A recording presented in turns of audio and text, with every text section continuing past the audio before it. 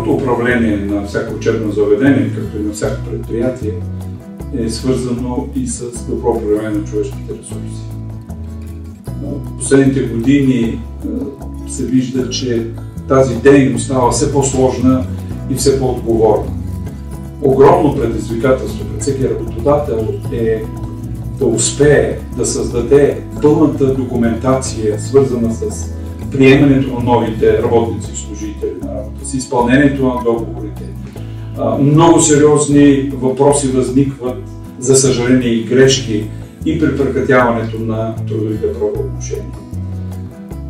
Създаването на цялата вътрешна документация в едно учебно заведение, в едно предприятие, определя и успешното или неуспешното управление на човешки ресурси. Създаването на добрите длъжностни характеристики, създаването на вътрешните актове, чрез които работодателя създава правилата на отношенията работник-работодател, се оказват сложни и не винаги познати.